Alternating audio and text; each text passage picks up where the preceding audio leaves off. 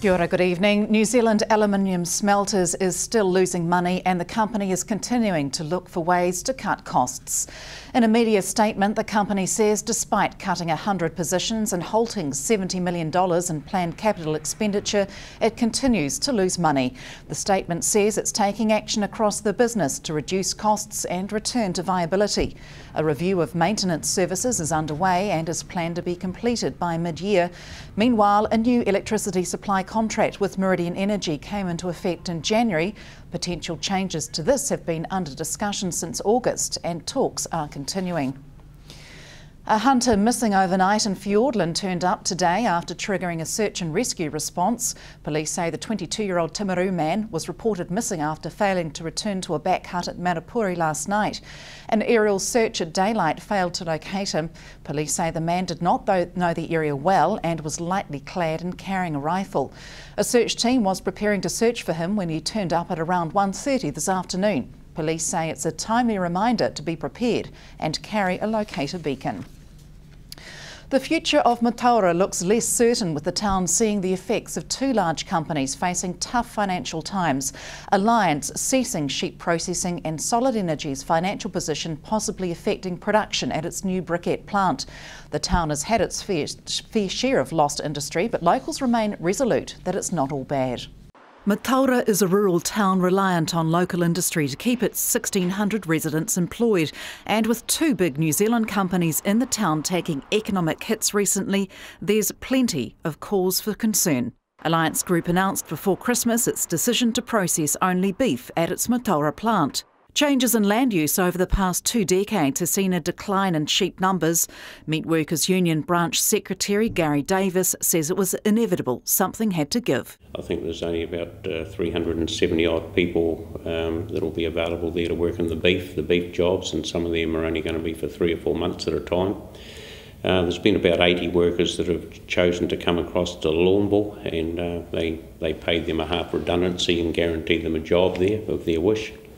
And from all accounts, that's worked out really well. Alliance are currently downsizing the Mataura operation before demolishing parts of the plant.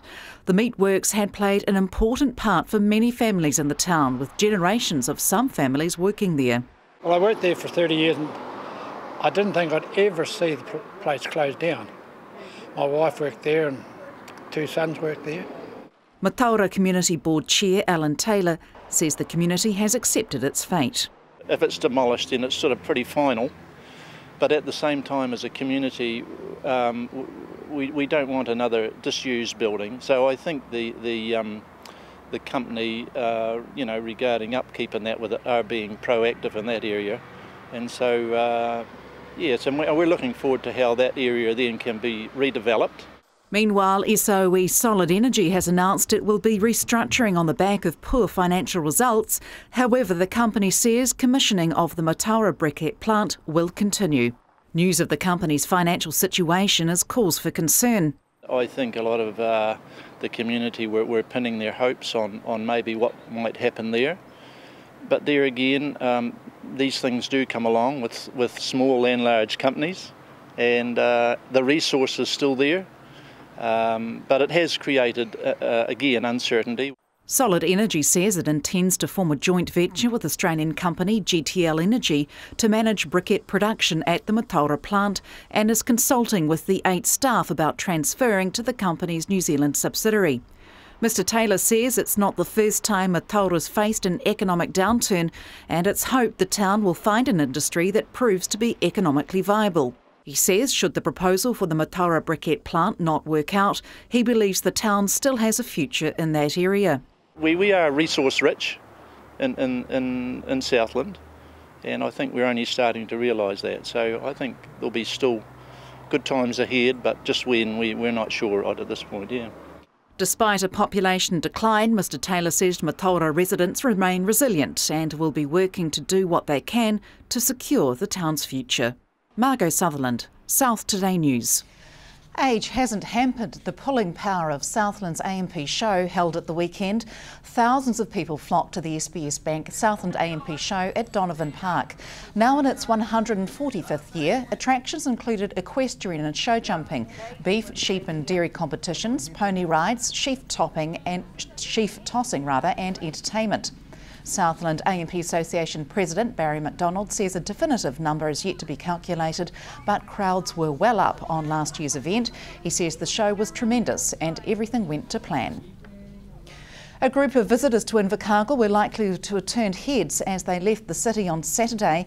A convoy of around a dozen Morris vehicles and 22 people left the city on Saturday morning, heading north to continue their tour, the annual Long Run 2013. The trip was organised by the Morris Enthusiast Car Club of New Zealand, and organiser Chris Tour says the annual tour takes different routes every year, so members get a chance to see places they wouldn't otherwise get to. The oldest car on the tour is from 1937, while the newest is from 1976. After the break, the seaside town of Riverton takes a stand on child abuse.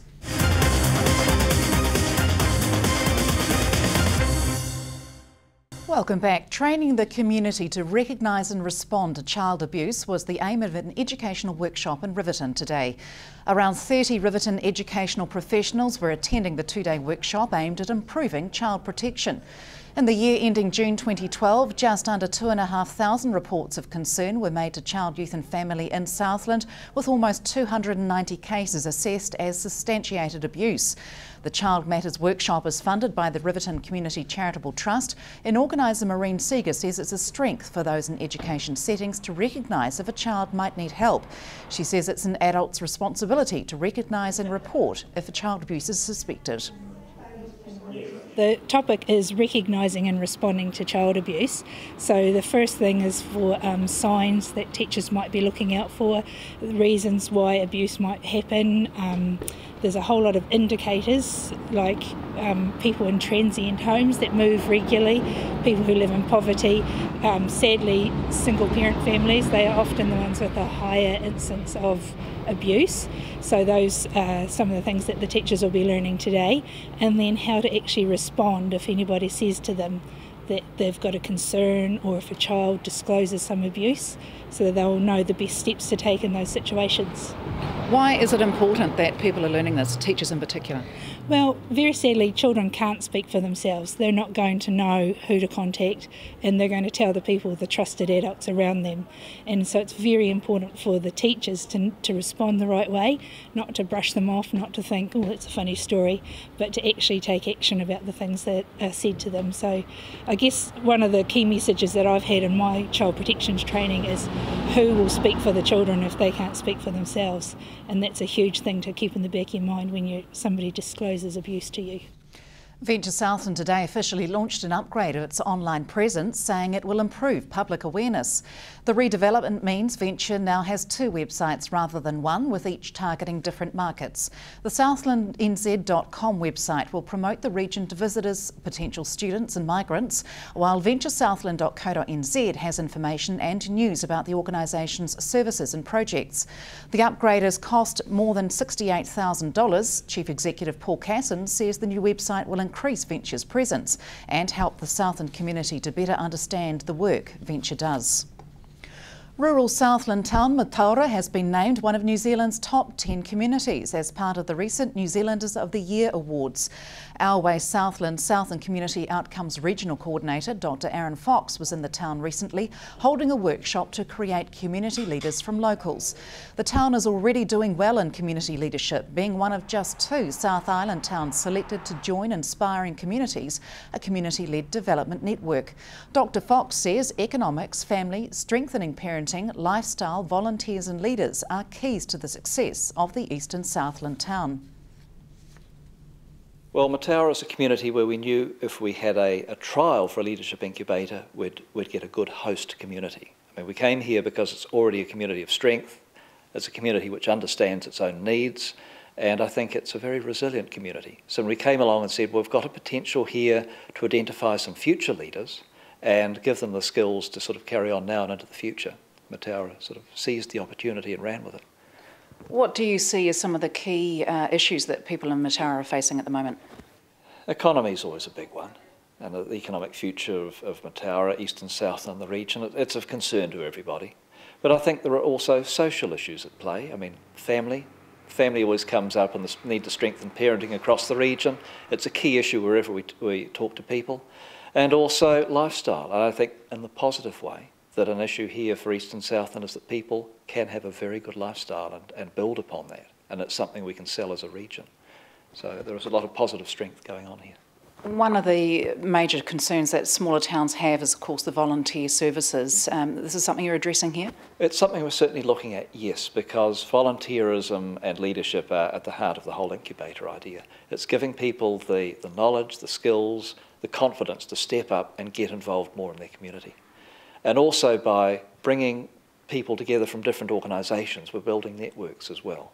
So people who wouldn't ordinarily meet in this setting, where for a number of weeks they're getting together and talking about leadership, they can actually get to know each other better and network outside of the incubator idea. So we're sort of, in terms of volunteerism, we're encouraging people across the various sectors to work better together. Invercargill Fire Station was a hive of activity yesterday as hundreds of people celebrated Children's Day in the city. Held at the fire station for the first time, the event drew around 1,700 people. The event was co-hosted by firefighters and Positive Interventions.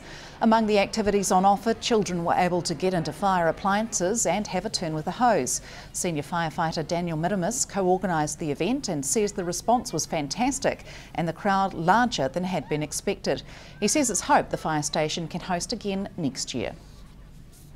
And that's it from news. Coming up in sport, a quick update on the Super 15 competition and cricket from Queen's Park at the weekend. The Otago Volts take on the Northern Knights. From the news team, good night.